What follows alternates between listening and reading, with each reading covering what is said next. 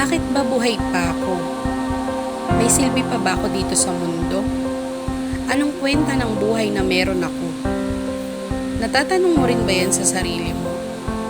Kasi ako, madalas kong matanong sa sarili ko. Itong mga panahon na nasusubok yung pag-iisip ko, itong mga panahon na nawawalan ako ng tiwala sa sarili. Kasi marami akong mga nakikita na sobrang tataas na nang narating nila. Pero ako, nasaan? Nasaan ako? Di ko rin alam eh. Pero sabi ko nga, bakit ba sarili ko lang yung tinitignan ko? Bakit hindi ko tignan yung hirap ng mga tao sa paligid ko? Bakit hindi ko isipin na nahihirapan din sila? Bakit puro ako lang? Ba napaka-selfish naman? Kaya sabi ko na lang, titignan ko na lang mabuti yung bright side, maging positive ako. Kasi iniisip ko na lang yung hirap na iniisip at nararamdaman ko ngayon. Ano pa ba yung hirap na nararanasan ng ibang tao? Di ba sabi nila, hindi mo naman mararanasan yung hirap na iniisip mo kung hindi mo rin naman nararanasan yung hirap na nararanasan ng iba sa paligid mo. Di ba? So sabi ko, huwag tayo magpalamon sa kahit anong bagay na magpapalugmok palalo sa atin. Gamitin natin itong mga panahon na to, itong mga bagay na to, mga tao na to na maging inspirasyon sa buhay natin para maging positibo tayo. Para iangat natin yung sarili natin. Kasi hindi naman sila yung gagawa nun para sa atin, kundi tayo rin mismo. Tayo rin mismo. Ikaw mismo. Ikaw mismo magsatayo sa sarili mo. Ikaw mismo magsasabi sa sarili mo na kaya mo.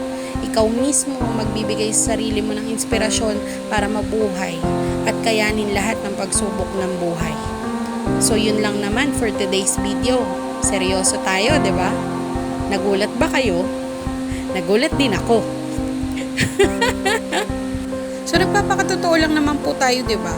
Hindi naman kasi lahat ng tao afford na umangat, afford na maging kagaya ng iba, afford na magtapos, makakuha ng trabaho, magkaroon ng magandang buhay, makapunta abroad, makapaglibang, makabili ng ganito, makabili ng ganyan. Well, kaya natin tignan lahat yun. Kaya nating sabihin sa sarili natin, bakit wala ka nun? Bakit hindi mo naabot yun? Bakit? Puro na lang bakit. Eh bakit hindi mo try? Ba't hindi mo subukan? Bakit hindi ka lumaban? 'Di ba? Nasa sa'yo rin po yun. Nasa sarili natin. At yun po yung ginagawa ko ngayon. At yun yung patuloy kong gagawin para sa sarili ko, para sa pamilya ko, at para sa kinabukasan na pinapangarap ko. And sana, ganun din po yung maramdaman ng bawat isa sa inyo. Ilaban natin at patuloy tayong lumaban. Gaya ng mga laro dito, ilaban lang natin ang ilaban. Bibitaw man yan, ano't ano ba, kakapit at kakapit din yan. Hindi man ngayon, dadating at dadating pa din. Magtiwala lang tayo sa itaas at ipagpalain tayo palagi na gabayan tayo palagi at huwag tayong mawala ng pag-asa.